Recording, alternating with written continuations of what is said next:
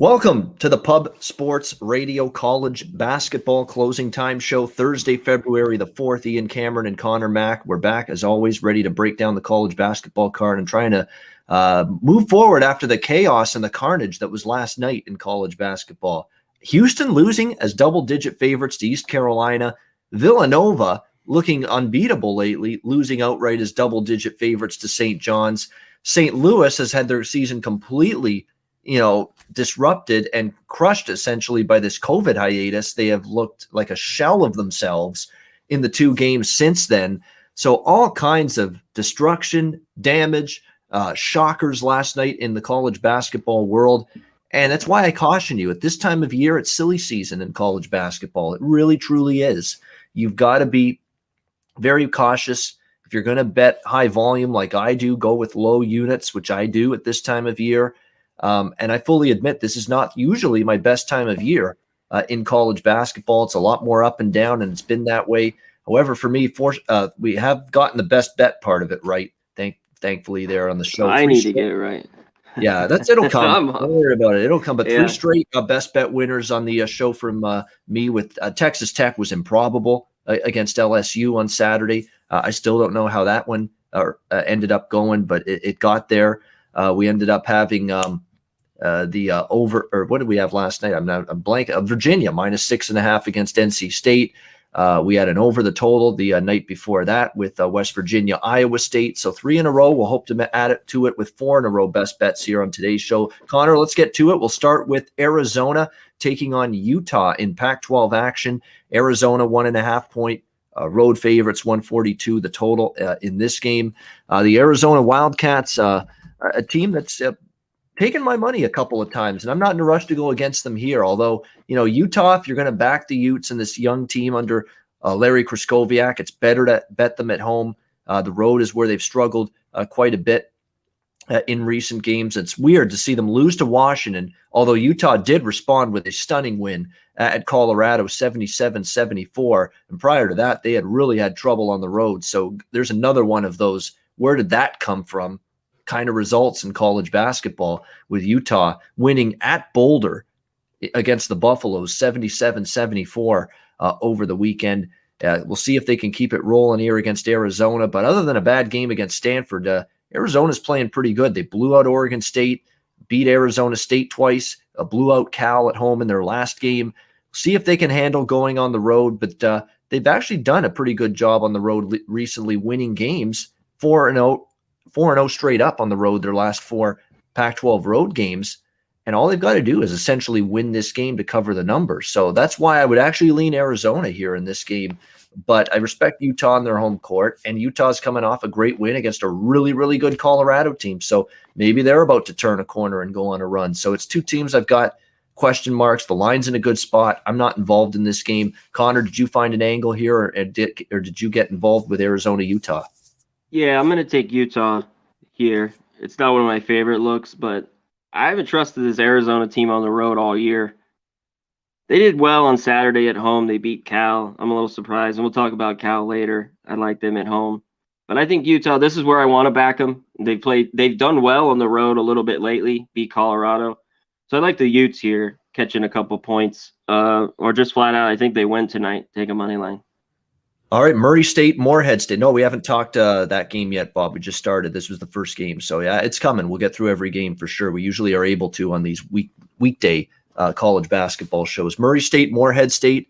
Murray is a 2.5 3-point road favorite, 130 the total. Murray slowly but surely is looking like the team that we thought they could be before the season. They're playing better. They're definitely playing their best basketball of conference play. But, now that it's up to 2.5, 3, this was a game that was not on my radar at the opener, where it was pick'em. It's up to -3. I know it's revenge for Murray State because they lost at home to Morehead State back when Murray was really reeling at the time. They lost 61-56 exactly 1 month ago, back on January 2nd.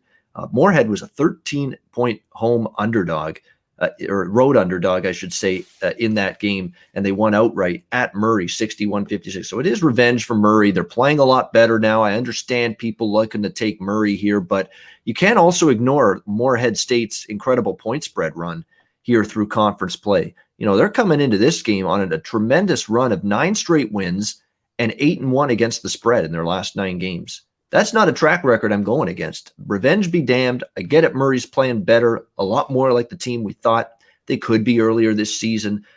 But Moorhead's just on this 9-0 straight up 8-1 ATS run that I have absolutely zero interest fading that right now. And if anything, now with the number at 3, I'd lean a little bit to the Eagles here of Moorhead State.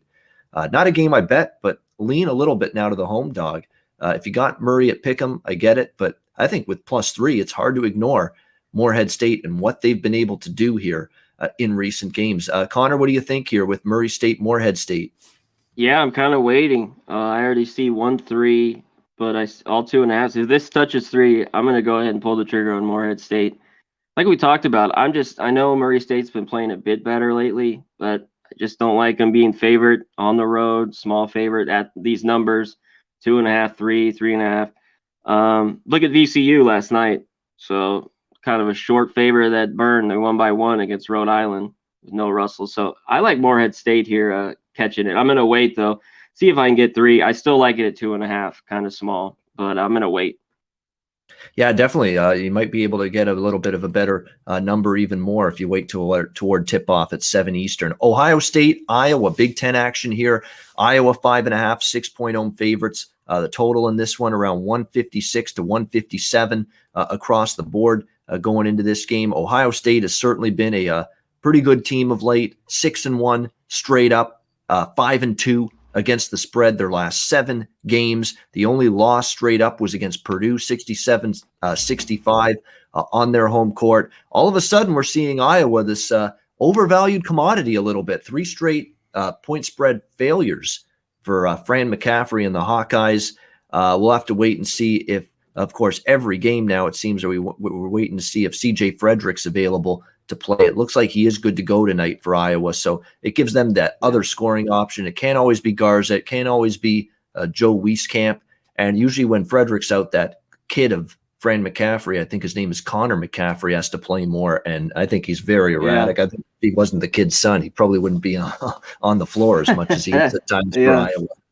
But that's a little favoritism from Popsy, in my opinion, with putting him on the court. But nevertheless, Iowa's definitely a team that's there. Look, I think it was ridiculous people saying they're one of the best teams in the country. They're a very good team. They have the capability to be, but I don't think they're on that elite level. And we've certainly seen some cracks in the armor lately for this Iowa team, losing to Indiana at home outright as favorites, losing it on the road against Illinois, against Michigan State. We're really having a tough time right now.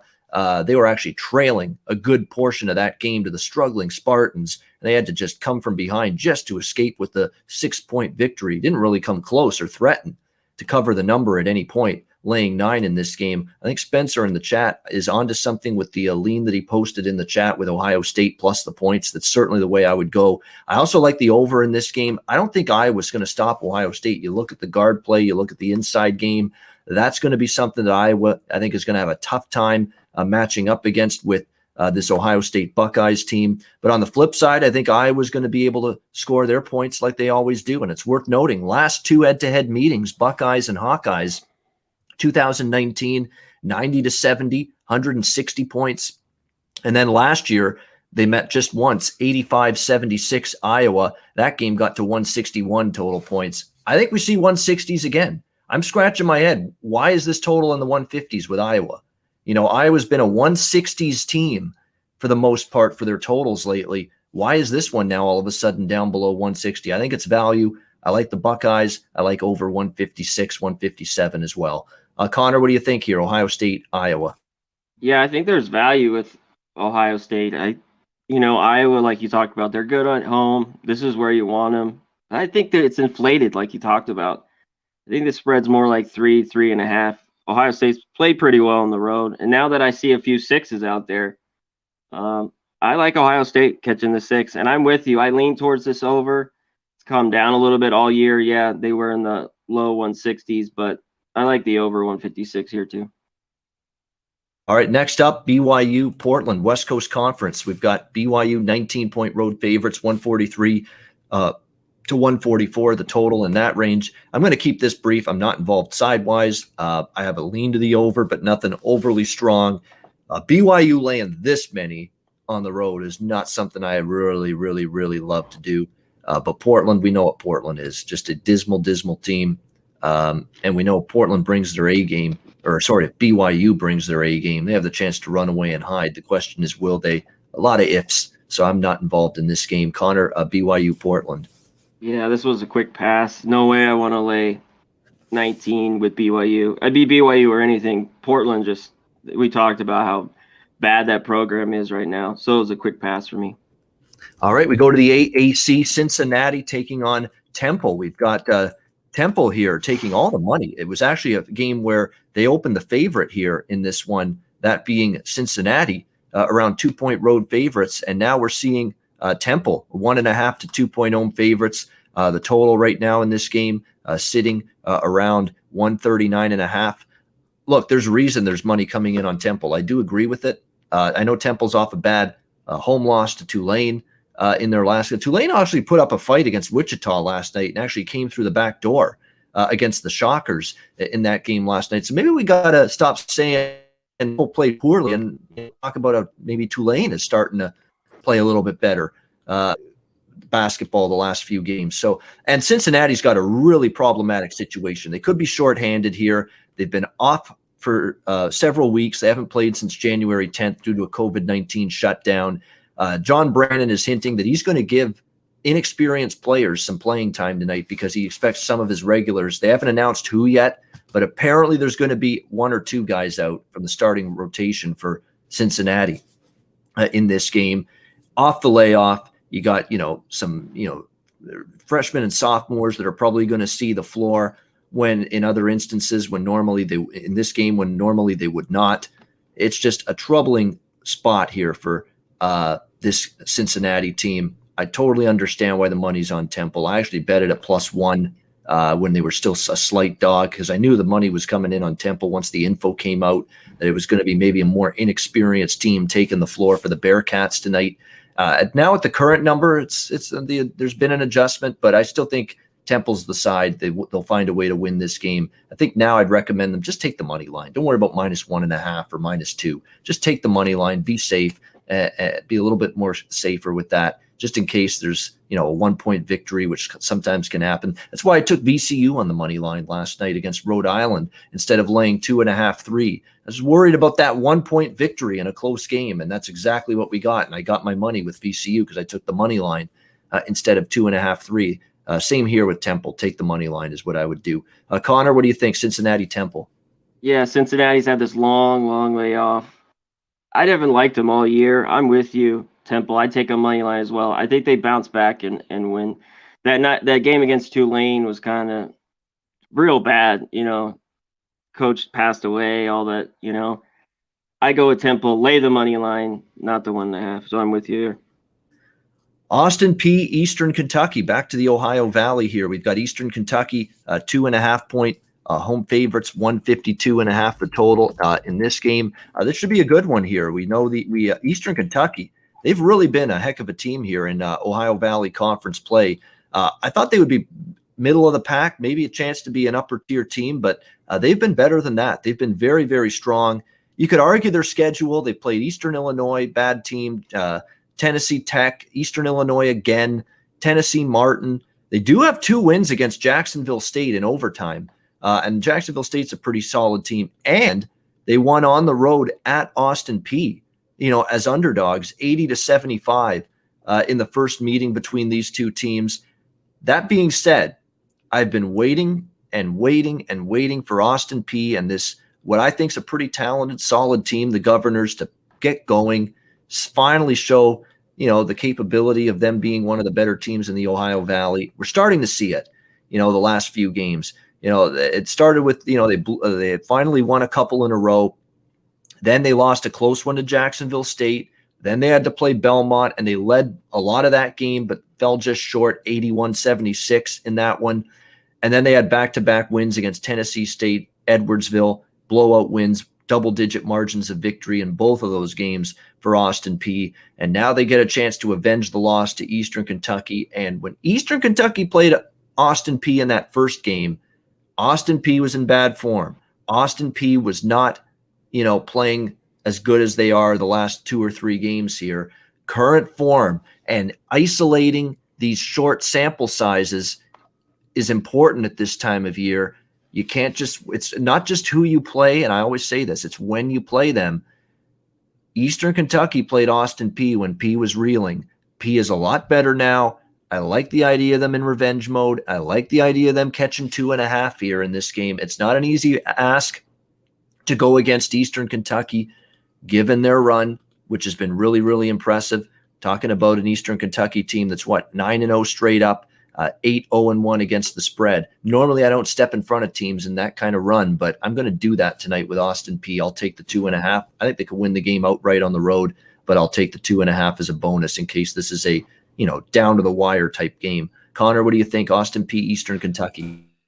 I get Austin Peay's played a little bit better, but I'm on the other side. I like Eastern Kentucky here. They're at home. I think they cover the short number.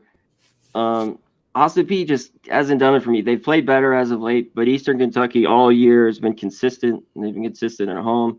I think they can cover the 2.5 here, so I'm on Eastern Washington. And the total is a bit high. Yeah. I don't know if it gets there. We'll see. Nothing really on the total.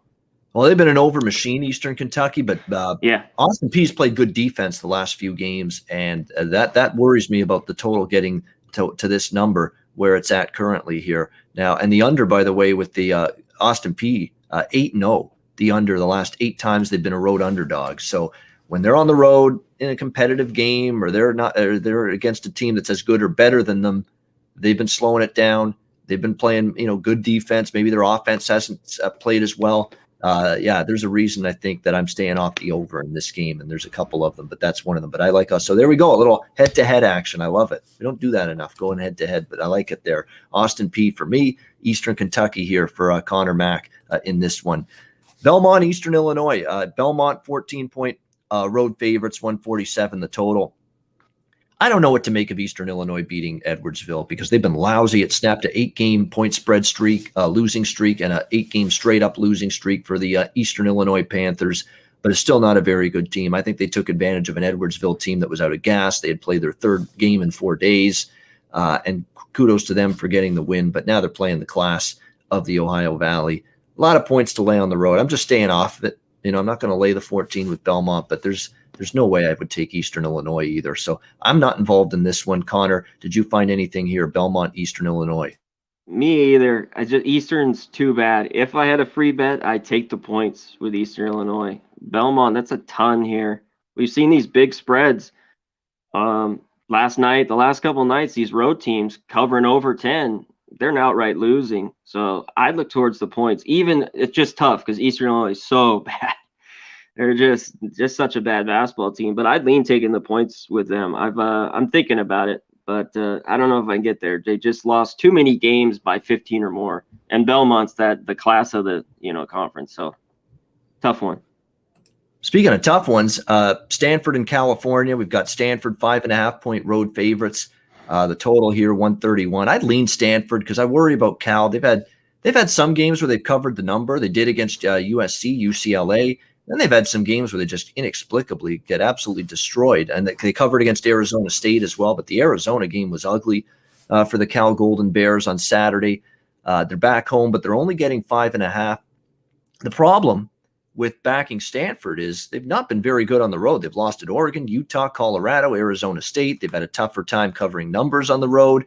We know the issues roster-wise with this team. They've had so many different starting lineup combinations for Gerard Haas this year. With Zaire Williams in and out with COVID-19 issues, Dejon Davis, they've been missing him. He hasn't played since January 16th. Bryce Wills, the same thing. Injuries, COVID. It's hard to get chemistry and fluidity and play your best as a team when you've got all these guys in and out every single game. So for me, it's tough ask to lay 5.5 with Stanford, but I don't necessarily trust Cal. So it's a pass for me in this one. Conor, what about you with Stanford and Cal? Yeah, I've liked Stanford all year. I don't really care for him in this spot. I'm going to go back. I'm going to take Cal. I think it's too many points at home. I think they cover this one. They might have a chance to win it outright. They haven't played well lately. They've covered the last 3 out of 4. Obviously, they did in Arizona. I thought they'd cover that 10. But I'm going to take them at home tonight. I think they can cover this number.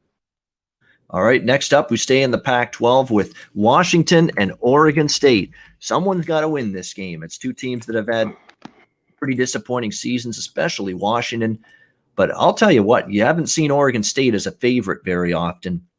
And not only are they a favorite here, they're laying 6, the Beavers here in this one. And the total, 142 going into this game. Oregon State returning home, looking, and to try to get going again. Oregon State definitely had a tough time in their last game against UCLA, albeit they were competitive. 57-52. I think Wayne Tinkle has kind of adopted, let's slow it down. Let's try to, with our offense has been very sketchy this season, and let's try to win games that way. And they kind of did that against UCLA. Only 109 points scored in that game. Back-to-back road losses against USC and UCLA, yet they beat Oregon on the road. So go figure. It's been just a wildly up and down, inconsistent, erratic effort here from this Oregon State team. They're playing Washington, who got blown out by 15. Prior to that, though, at home, they won against Utah. They beat Colorado. They covered against UCLA. These are two teams I don't trust. So for me, it's just take Washington plus the points or nothing at all. I don't trust Oregon State laying 6. Sorry, I don't. There's just not enough on that resume of theirs to say, oh, Oregon State's a really trustworthy favorite here, laying 6 points here in this game. I mean, you got to go all the way back to non-conference play, times they've been favored, UTSA. Other than that, they've been a dog in just about every single Pac-12 game this season. I actually think I'll have a small bet on Washington. I just don't think Oregon State warrants 6-point favorite role against anybody, even Washington, because Washington, let's not forget, they've also got a couple games where they beat Colorado, beat Utah, and almost beat UCLA. As bad as and as bad as Mike Hopkins' team has been this year, they've had these games where they've risen up. So, to me, this is a game where it's just, I don't trust either team. I look to take the points. I'll probably have a small play Washington here, +6. Connor, what do you think? Yeah, I'm going to wait on this one. If I can get it, I might. If I take it, I'm going to take Washington to 6 points. What's interesting is you said Oregon State, after the horrible defense they've had, the last 2 games have gone under. I'm looking towards the over. Washington's had 6 straight overs. They've been playing in the high 70s, low 80s. I lean towards the over 142 here. I'm just a little tentative because the Oregon State's had that slow it down the last few games, playing in the 50s. But yeah, I'd take the points with Washington and the over. I'm leaning this over 142.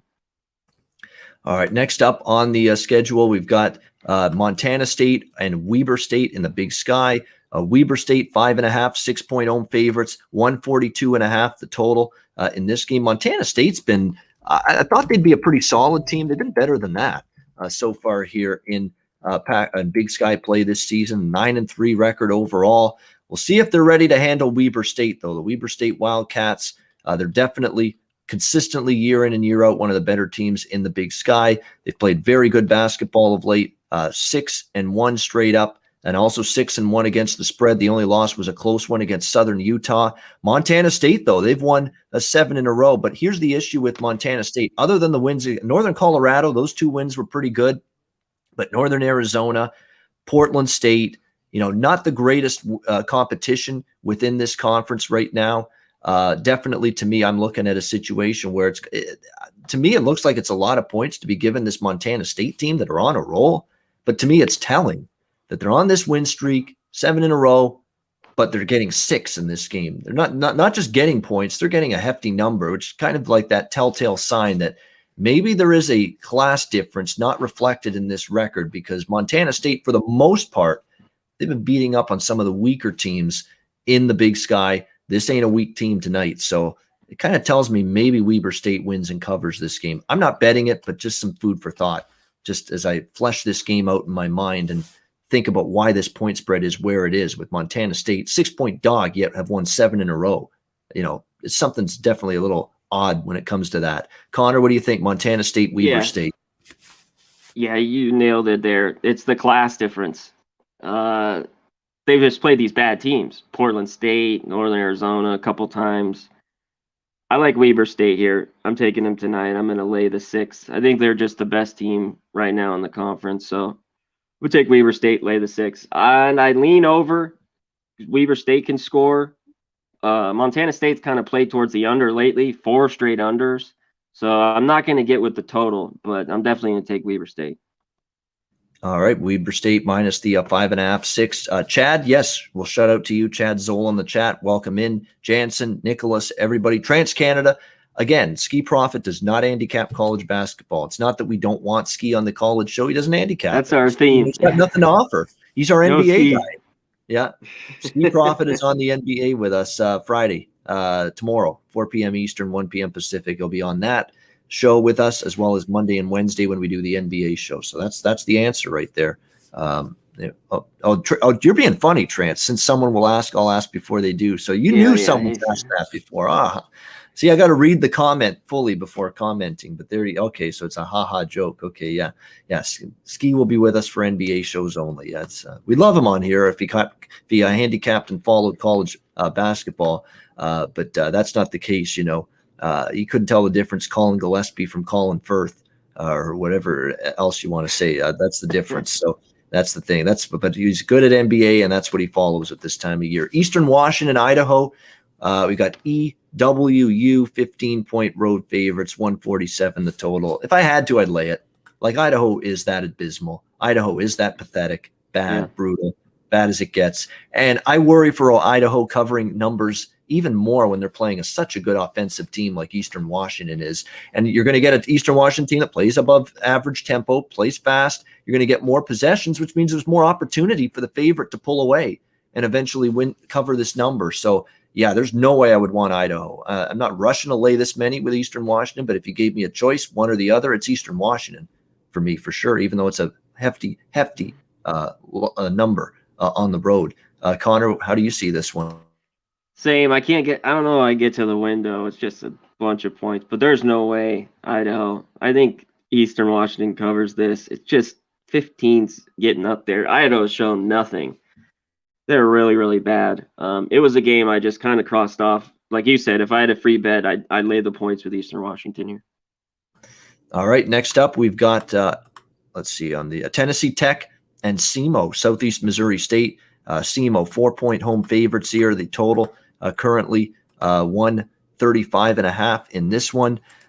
Two really, really tough teams to trust. I mean, Tennessee Tech's right there with, Tennessee Martin and bottom feeder status essentially here in the Ohio Valley, and Eastern Illinois even, who've kind of fallen to that level with their recent skid. But it's been ugly here for Tennessee Tech. The only win was a home win against Tennessee State. That's about it. And a win against Southeast Missouri State team back on December 30th, right before the start of the new year. They beat SEMO 72-63 at home.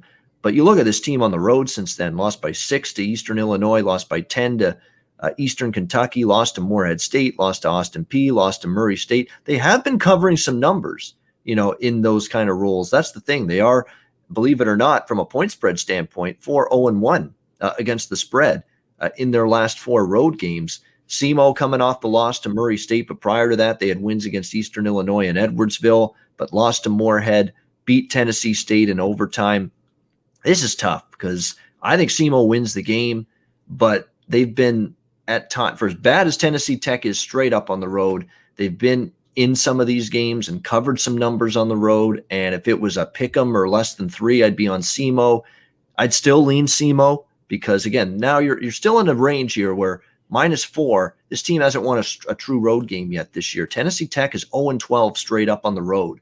So right away, I can't take Tech. Just getting 4 when they haven't won on the road yet this year, no way. It would be SEMO for me or nothing, but I'm just going to pass on this one. Just a small lean to SEMO, -4. Conor, what do you think of this one? Yeah, it'd be a lean to SEMO as well.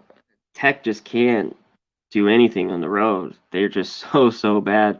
But SEMO laying 4, you're getting, like you said, pick them, maybe take it. Now you're asking a team that's not very good in themselves. They played better a little bit lately, SEMO, in the last few weeks. But yeah, I got to pass here. I mean, yeah, it's tough to say. I even like on a free bet, I take Tech. They either kind of been in the game, lost by 3 or 4, or they just lose by 10 or more. So I'd pass this game. I don't think there's a betting angle. Yeah, I agree with you there. And guess Yeah. what? To everybody, the next few weeks, this is like really, really, this is the shit show time of year in college basketball. Lines are tight, spots are tough, and crazy things are going to happen. We're going to have a lot of games where we say pass or we lean and we don't have an actual bet, but we try to break down every game on the card. There's just going to be a lot at this time of year, a lot more than, say, January or December when we were doing this show. There's going to be a lot more games where I don't have a strong opinion, and it's just the nature of the year. This is a trickier, and for me, it's consistently been this way. This is the tougher time of year for me. I do my damage profit-wise in college basketball November, December, half of January, and then there's this little lull, late January, February, where I'm like up and down like a yo-yo every day.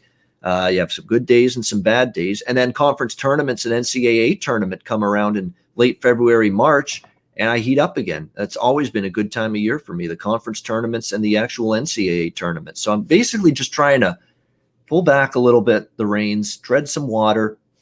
I'm okay with that. Buy some time until we get to the conference tournaments. So again, we're still betting college basketball every day, but we're not peppering the board. We're not going big units. And that's my preference because I'm not always at my best at this time of year in CBB. It's up to you guys, which I'm not going to tell. I wouldn't tell anybody how to bet their money or spend their money, but it's just I'm telling you where I'm coming from at this time of year, which is a little bit trickier in my mind. Speaking of tricky, Jacksonville State, Tennessee Martin. Jacksonville State, 9.5-point road favorites, 138 the total. On paper, this number's cheap with Jacksonville. They're so much better than Tennessee Martin. That's an awful team, Tennessee Martin, no question about that. They have at times shown up, but against SEMO and Eastern Illinois, that's nothing to write home about. Last game against Edwardsville, they get blown out 76-60. And before that, this team was just losing every game and on a brutal point spread slide as well. Jacksonville State's got the capability to go on the road and pummel this team. They do. But they're coming off a loss to Morehead State where they didn't play well. They're coming off a frustrating overtime loss to Eastern Kentucky. They had that game won. They had the lead 2 minutes, and they completely frittered it away. Turnovers, couldn't get stops. All of a sudden, Eastern Kentucky's banking in shots from three-point range. They did it twice in the last couple minutes of that game, forcing overtime, and obviously Eastern Kentucky pulled it out in overtime. It was a gut-wrenching, brutal loss for Ray Harper's squad. I think if they're fired up, they can name their score and cover this number. I would lean that way, but I also worry about the reverberating effect, the reverse of that it's a hangover. It's hanging their heads a little bit after that loss, which is going to be enough, I think, of a concern to keep me off Jacksonville State. So the lean to the JSU side here, but spot is concerning just a little bit. Conor, what do you think? Jacksonville State, Tennessee Martin. Yeah, I lean Jacksonville State. I'm not going to bet either. It's just 10-point spreads. We saw it last night.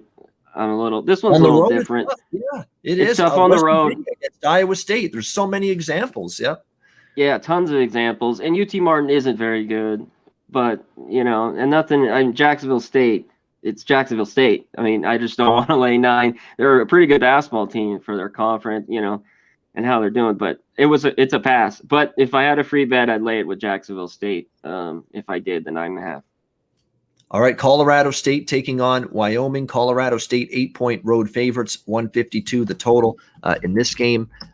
Wyoming is a team that I've actually looked to bet on them in certain spots. Jeff Linder was a great hire for Wyoming, no question about it. Young group this year. I think they're only going to get better this year and next year. But I think they're going to be in tough tonight. They got absolutely just more than steamrolled by San Diego State over the weekend at Viejas Arena, 87-57 and 98-71. I mean, just obliterated. And the defense is really struggling lately for Wyoming. They gave up 88 to Nevada. They gave up 87 and 98 in the 2 losses to San Diego State. I think they could be in tough here against Colorado State. I think Colorado State's probably the side I would go with here, even at -8.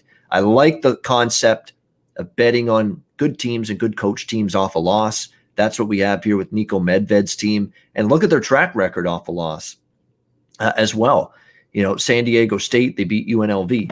Off the loss against Utah State, the first game at Utah State, a very good Utah State team. They came back and beat Utah State in the second game, 84-76. So this is a team that has responded, off a bad, shaky performance. The defense is lacking right now for Wyoming, which is good news for Colorado State because their offense against any kind of subpar defense can be good for 80s or 90s, like San Jose State, like even in the Boise State games. They beat Boise, hung 78, and then they hung 77 even in the loss against Boise for Colorado State. So I think Wyoming's going to have a hard time defending this team. I'd lean over the total as well, but stronger bet for me is going to be Colorado State here, -8. I think a real good bounce back spot for Nico Medved and the Rams. Connor, what do you think here? Yeah, I lean over here, even though at 152, they haven't been able to stop anybody. They had those couple good wins, against UNR. They look bad against San Diego State. I mean, the defense is nowhere to be seen. I'm worried Colorado State can get in lapses sometimes and shoot kind of too many threes. I lean with them. This is one of my last ones on the card I have circled. I'm a little cautious after yesterday. Colorado State's better than Wyoming, but going on the road, you still got to cover this, basically 10. It's a tough one. Right now it's just a lean. I don't know if I get to the window with it, but I lean Colorado State. I think it gets the over. Can Wyoming score enough? I don't know, because I think Colorado State will score 85-90, I think, tonight. So I'd lean the over as well. Yeah, this is a team I've liked to bet on at times this year, and this is, to me, the best spot in a while to bet on Colorado State, so I'm definitely not going to miss out taking them here, -8. Utah State, Fresno State. We've got Utah State 11-point road favorites, 129.5 the total in this game. And, this is another one of those cases where you've got one of the better teams in the Mountain West against one of the weaker teams in the Mountain West. And I think it's going to be a tough ask for Fresno. This is not, to me, a particularly good Bulldogs team. They really struggle to put the biscuit in the basket, this team. You look at their last 6 games. How on earth against Nevada, who aren't a great defensive team, 57-65, they struggle and they lose big time as on the road there. They get blown out by Boise, but Boise's pretty good, but only score 51. That's hard to fathom. And what's the excuse for New Mexico at home? Fresno getting barely into the 60s against New Mexico. I mean, what the hell is going on? I mean, that is not a good sign for Fresno now, as they're about to step up in class, albeit they're on their home floor, but who cares? You're stepping up in class big time against this Utah State team, which has been absolutely sensational here in conference play. They had those couple back-to-back losses against Colorado State and UNLV, but then they bounced back strong to beat UNLV in the rematch, and I think they've got the potential here to overwhelm Fresno. You look at last year, they beat Fresno by 12, 71-59 here on this home court. I think they got the potential to do the same. The year before that at Fresno, Utah State beat them there. I mean, it's definitely been Utah State has shown a history of having some success on this floor. I don't think Fresno is going to be able to stay with them for the duration of this game. Utah State's playing pretty good defense overall. I think Utah State pulls away. I actually think Utah State first half might be even a better bet to come out strong here, but I'll go with Utah State -11 as well. Connor, what do you think with the Aggies and the Bulldogs? Yeah, the first half might be a good look too. One thing is Utah State's pounded the bad teams. All the top teams have just beat up the bottom team. The Mountain West's bottom is bad. Air Force, New Mexico, those San Jose Fresno, State, Air Forces, Fresno, all those teams are brutal. Yep, 100%. Brutal. And Utah State, one thing, I laid off them. I'm going to go tonight on them. Laid 11.5 I was worried these games, Air Force, New Mexico, early on, they were covering numbers, and they even got bigger, and they're still covering. So, yeah, I'm going to lay it here with them. Fresno's just having a hard time offensively. I think they can cover this. I'm a little weary because last night, I don't think Fresno, this is a little different. Some of these, Fresno's pretty bad here in the Mountain West. But I'm going to lay it with Utah State. All right, next game, Minnesota-Rutgers. Rutgers 5.5-point home favorites, 140.5 the total. I'm on Rutgers here. I'm going to keep it very brief, very simple. Rutgers has turned it around again. Sometimes you just go through a lull. Big Ten's not an easy conference to play in. Play a lot of games in a condensed period of time. You have, play a lot of good teams in the conference, and at some point you're going to go through a slump, and at some point you're going to go through a lull. and a little bit of a downturn. Rutgers went through theirs, when they lost, 5 in a row, in early January. Since then, 3 straight wins, 3 straight covers. They broke out of the slump with a win at Indiana, and then they pummeled Michigan State 67-37, and then they won pretty convincingly at Northwestern. They got out to a huge lead. They kind of coasted after that, so the 8-point win is deceiving, but they were in total control against Northwestern for most of that game. Minnesota is definitely better than Northwestern, you could argue, and Michigan State and Indiana than those 3 opponents, but they've not shown me anything on the road. Not a thing. I mean, 0-5 on the Big Ten road, straight up NATS. They haven't even covered a number. They haven't even been close. They've been losing these games by double digits at Wisconsin, at Michigan, at Iowa.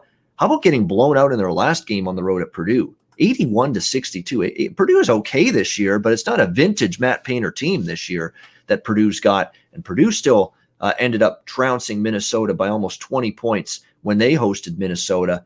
I like Marcus Carr a lot, and this team is certainly at home shown the ability to win some big games, kind of like the beating Iowa earlier in conference play at home. But on the road, it's been a different story. They've just been not only losing, they haven't been competitive for the most part in these road games. So I'm on Rutgers here, laying the 5.5. Conor, what do you think?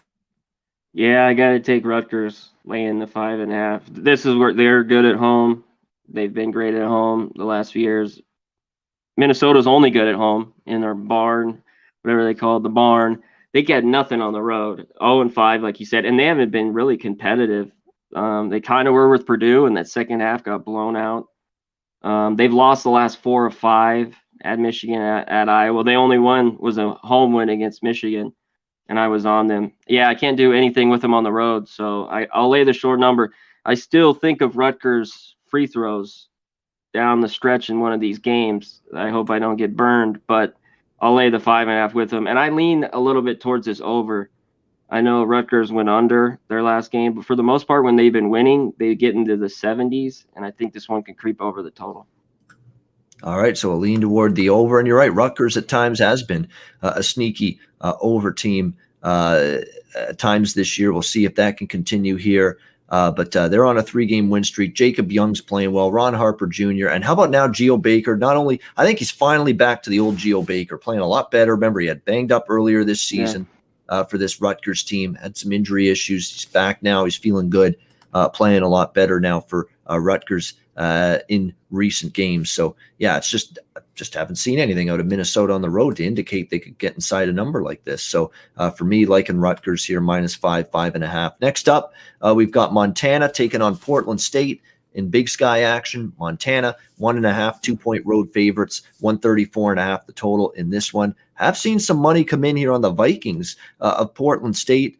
They've won 2 in a row, albeit one of them against Idaho State, not a very good team. Before that, they lost to Idaho State in the first of the 2 games against them, lost twice at Montana State.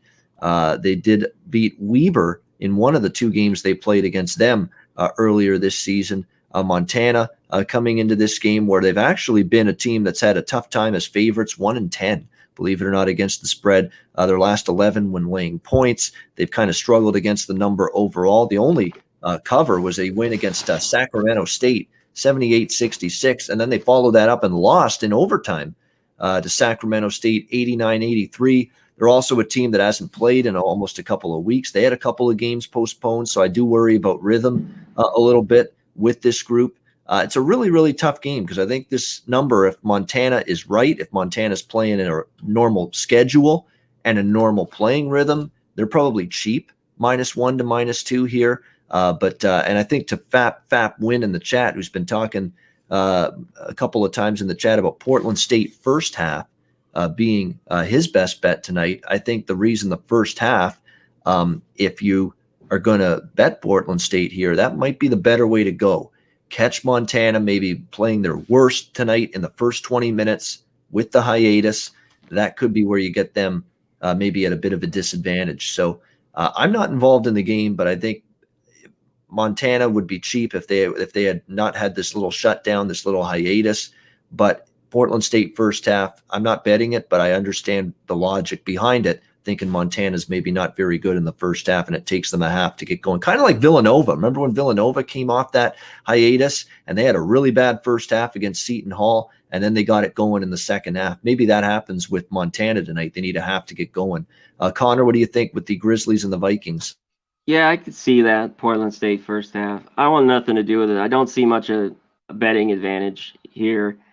Montana's laying the short number on the road. Just seems kind of trappy. I lean Montana, but I don't love it. Yeah, and another thing to keep in mind, Montana's been a bad point spread team, but look at laying 6, laying 5, laying 12, laying 13. Yeah, They've been laying bigger been. numbers than this is now laying 2. There's a big difference. So, and they are, to me, still a little bit better basketball team than Portland State. But I understand the concern for sure that this team is in a situation where they are coming back from a long layoff. Next up, we've got Washington State, Oregon, Pac-12 action. Oregon 11-point home favorites, 135.5 the total in this game. Should be interesting to see how this one goes tonight with these two teams. Oregon has been oddly, a little bit vulnerable all of a sudden. They've had a couple of odd losses, like losing to Oregon State. That one was a bit of a head scratcher, 75-64 in their last game. They're also coming off a hiatus. They haven't played in a couple of weeks since that January 23rd loss to the Oregon State Beavers. They've also got a bunch of guys questionable or out for this game. Will Richardson, Williams, Luis Figueroa out indefinitely. I mean, this is a potentially shorthanded group coming into tonight. I haven't read anything or heard yet for sure from Dana Altman, one of my favorite head coaches, exactly who's in and who's out tonight for Oregon. That does concern me a bit. I would certainly lean to Washington State here. The only concern is Washington State has shown up at times on the road, and at other times they've been bombed. I've had my issues at times with Washington State on the road, but Oregon I think is vulnerable tonight a little bit. If Washington State can play a somewhat good game, I think they can stay inside the number. I lean Washington State plus 11, but you have to also look at the fact, they got lost by 30 at UCLA, lost by 8 at USC, lost by 12 at Colorado. Some of the better teams in the conference, and Oregon's definitely one of the best teams in this conference. I've had some bad experiences at times with Washington State on the road, but I would still lean to the Cougars because I just think this is a tall order for Oregon to be laying 11 if they're going to be shorthanded and off a hiatus going into this game. And hey, if you lose to Oregon State, you can obviously struggle with Washington State to cover this kind of number. Conor, what do you think here with the Cougs and the Ducks? Yeah, this is a big number. And being shorthanded, the layoff, like you said, I Washington State does have problems on the road, but I think it's way too many here. They're pretty healthy. They got some guys back their last game. They've been sick and out with COVID. I like Wazoo here. Give me the 11. Just too many. Oregon's got more talent, but I got to take Wazoo here. The road has got me a little scared. But I think they can hang close with Oregon. So I'll take the 11. I think it's just too many. Yeah, LJ Figueroa is out for sure tonight for Oregon. They might have Chris Duarte back, though, and he's their leading scorer. He missed the Oregon State game. That's something to factor in. When they lost to Oregon State, Chris Duarte didn't play that game. He's going to play tonight, it looks like. So they're at least going to get him back and some reinforcements at least tonight for this game against Washington State. But to me, it's still a little bit of a tough ask for Oregon to be laying 11. And let's not forget when Washington State lost at Colorado, Isaac Bonton didn't play. He had the flu in that game. Came back the next game, played better. He is obviously a huge component, especially offensively for sure, for Washington State. And I still like the young coach Kyle Smith here with Washington State. So definitely a lean the double digits here with the road underdog. Washington State. Lucas Winter in the chat saying, who will win the college basketball? I'm assuming you think you're asking national championship, right? That's a good discussion before we end the show because we don't usually talk general topics. Well, I'll talk about this one. Gonzaga and Baylor are the two elites. There's no question. And they are the front runners. They are the favorites for sure for a very good reason. However, if there's one year in an NCAA tournament, Conor, where a mid-major and a team that, from a mid-major conference can make a deep run in the NCAA tournament, it's this year in my mind. Like you look at the futures board, Alabama 25-1 is pretty interesting in my mind. Oklahoma, believe it or not, at 28-1 is very interesting. The way that Lon Kruger's team is playing, especially with all these guys out, and look at how well this team is still playing. Beat Alabama, almost beat Texas Tech, on Monday night with shorthanded. So they're a future that I would look at if you're looking for a little bit more value. And there's even. Don't think of this as crazy talk because I don't think it is. Loyola Chicago is sitting out there at 100-1. This team is scary good right now. Pretty good. Albeit it's in the Missouri Valley. I understand that. But we've seen this program just a couple of years ago with Clayton Custer and Krutwig, who's still on the team now. And Richardson and a great team for Loyola Chicago get to the Final Four. And that's all you need. If you bet a Loyola future, get to the Final Four, you're going to have hedging opportunities. They have the coach that's been there in Porter Moser. I think that is of all the value prices you could look at, 100-1 with Loyola Chicago. Is it a long shot? Yeah. Can they duplicate that Loyola Chicago Sister Jean magic of a few years ago? Maybe, maybe not. But that team has shown an ability to get to a Final Four. And there are pundits, and I'm in that camp, that think this year's Loyola Chicago team is as good and maybe even better than that Final Four team, a few years ago. So I think you wouldn't be crazy taking a shot with Loyola Chicago 100-1 to win the NCAA national championship in my mind. So that's just a brief little futures rundown. Oklahoma, Alabama, maybe Michigan, and Loyola Chicago for a longer shot. Those are some of the teams I would be looking at, other than the obvious teams like Gonzaga and like Baylor.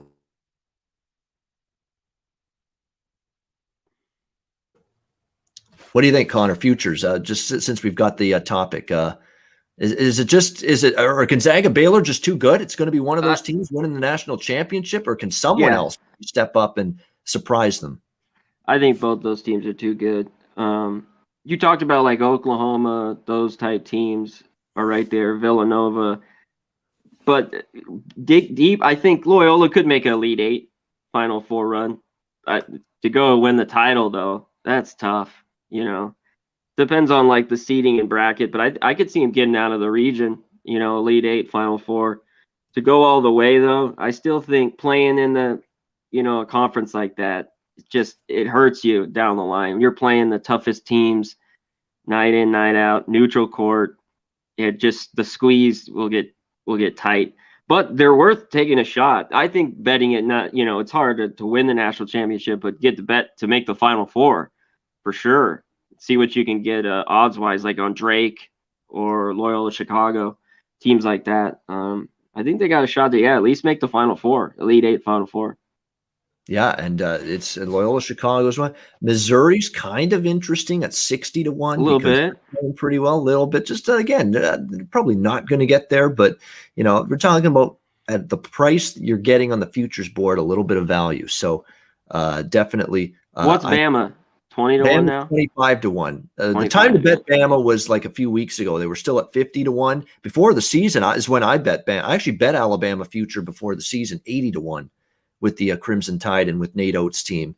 And I was starting to worry about that future a little bit, but they played great as of late. The only loss, I think they kind of looked over Oklahoma. They saw Oklahoma had a lot of guys missing, and sometimes you do that. You think it's weird morning game. Yeah. With Oklahoma, all banged up. They're missing all these guys. We're just going to walk on. We're rolling. We're just going to walk on the court and win the game. It doesn't work that way. And I think Alabama fell into that trap on Saturday, but boy, did they respond. Last night against LSU, blew out the LSU Tigers for the second straight time this season. So good futures discussion with Conor Mack and I here on the College Basketball Closing Time Show for Thursday, February 4th. Conor, there are a few added board games today, a lot of NEC games. There are a couple that I bet. I like Fairleigh Dickinson in the over against LIU Brooklyn. I think Fairleigh Dickinson has a chance to take that game down to the wire, maybe even win it. And I like points scored in that game. You'll get brisk pace, a lot of back and forth, up and down basketball. Derek Kellogg of LIU Brooklyn always plays fast pace basketball. So does FDU. I think you'll get that game over 158. And I like Fairleigh Dickinson as well. getting the points in that one. Someone asked about St. Francis and Merrimack. Merrimack is the lean for me, but I prefer Merrimack catching points, not laying points. I do think they're a slightly better team than St. Francis, Pennsylvania. So I leaned to Merrimack, but I didn't bet it. And the other one I bet was Wagner and St. Francis, New York, over 139. Pretty low total for St. Francis, New York. Another team that plays fast. Wagner does like to slow it down, but I think St. Francis, New York, SFNY, as I like to call them, are going to be able to dictate the pace a little bit more. And you're talking about a cheap discounted total for games involving St. Francis, New York. So I'm on the over 139 with that game, Wagner, SFNY. And I'm on Fairleigh Dickinson +5 against LIU Brooklyn and the over in that Fairleigh Dickinson LIU Brooklyn game as well. Added board, Connor, did you look at anything? Yeah, I have 2 leans. I haven't bet it yet. I like Bryant. I think they can cover the 5 there. And I like, I don't think Gardner-Webb should be 8.5, 9. I think Presbyterians play pretty tough. I've took them a few times. Coming around, yeah. Blue Hose, yeah. They're Blue Hose, man. Blue Hose are starting to look sexy to better than that Blue Hose, yeah. Yeah. So I think 8.5, 9 there. I think they can cover against Gardner-Webb. I don't think Webb's good, but I don't think, covering this number, I'll take Presbyterian. I got to lean on them. I think I'm going to bet them at 8.5. Oh, man, I was going to say, you mentioned Brian, and I'm looking for that game because I thought they were playing it, but did it get postponed? Yeah, got postponed. Okay. So there you go. Mount St. Mary's and Bryant off the board today. Perfect. So that's why I was looking for it. I'm like, where the hell is that game? I still have it up.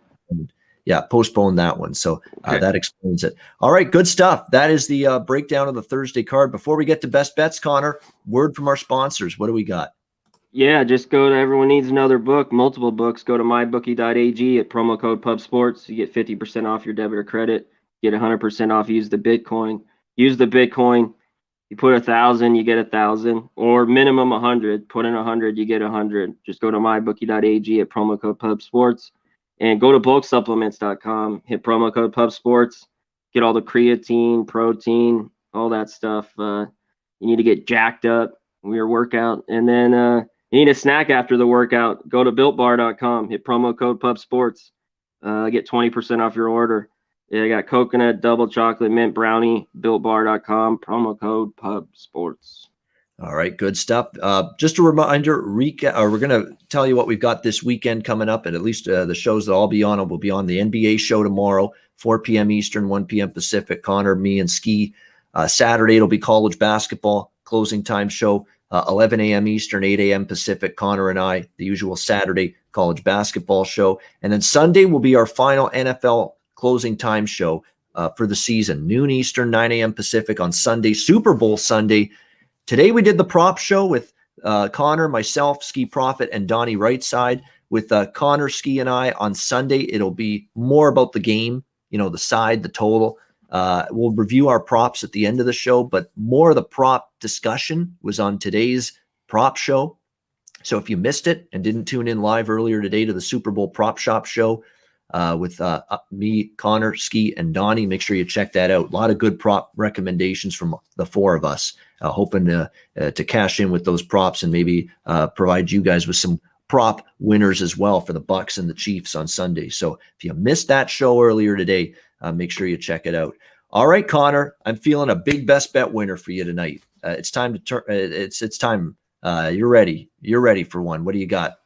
Where are you going? Well, I like Rutgers. I like both these, but I'll go Ohio State now that it's at 6. I think they keep it close. I like both those games, but I like Ohio State. On the road, they've beaten Wisconsin, Illinois, Rutgers. Yes. They've been battle tested on the road. I think now that it's up to 6, maybe go 6.5. I don't think so, but I like that it's gone to 6. Give me Ohio State plus the 6.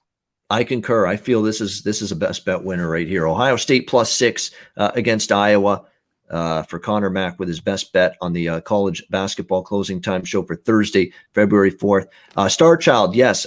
Thoughts about, we both lean Weber State, especially Connor. He's leaning Weber State. I'm leaning Weber. 5.5, -6. I think he might be taking them as well, not just leaning. But Arizona, Utah, the over, I'm neutral on it. I think that total could go either way. Utah does sometimes shoot better at home, and which helps them. I think defense or offensively on the road, Utah sometimes has issues, but at home they're a little bit better. I'd lean over, actually. I think I'll put that in I lean over. I like it. But just a lean for me, Star Child, with that Arizona, Utah. There's other spots I like a little bit more than that. And one of those spots I like a little bit more is the game that I will be using for a best bet here for this card. I'm going to do a rare added board best bet with Fairleigh Dickinson +5 against LIU Brooklyn.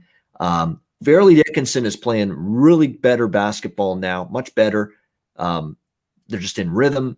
They had two of their scorers out earlier this season. They've got them back now. LIU Brooklyn is still sometimes very, very flighty, especially on the defensive end of the court, which is always a worry when you're laying points. And I think Fairleigh Dickinson, definitely a team that can cover in that game, maybe even have a chance to win outright. So let's go for it. This would be 5 best bet winners in a row. 4 it would be in a row. We've had 3 in a row. We're going to go for number 4 best bet winner in a row on Pub Sports Radio college basketball closing time show. Fairleigh Dickinson, FDU, +5 against LIU Brooklyn. That'll be my best bet. There we go. That's going to wrap up this edition of the college basketball closing time show for Thursday, February 4th. Good stuff. Great interaction in the chat. Thanks to everyone for tuning in. We appreciate getting a lot of good reception for the show. And we get negative comments, but hey, the people making negative comments tune in. So hey, I love it. Comment all you want even if it's negative. You're watching us here every day. So you're giving us views and giving us support. So we appreciate that. Even if you think that we don't do a good enough job, we appreciate all the comments, all the viewers, regardless. Thank you for tuning in, everybody. We'll be back tomorrow for the NBA closing time show at 4 p.m. Eastern, 1 p.m. Pacific with Conor, myself, and Ski Profit. Make sure you tune in for that. For Conor Mack, I'm Ian Cameron. Thank you for watching. Have a good Thursday night. Enjoy the games and good luck. Saturday, 11 a.m. Eastern, 8 a.m. Pacific is the next time we'll be back for the college basketball closing time show. So make sure you join us for that. Have a great Thursday night. Enjoy the games and good luck. Thanks for watching the college basketball closing time show right here on Pub Sports Radio. Peace.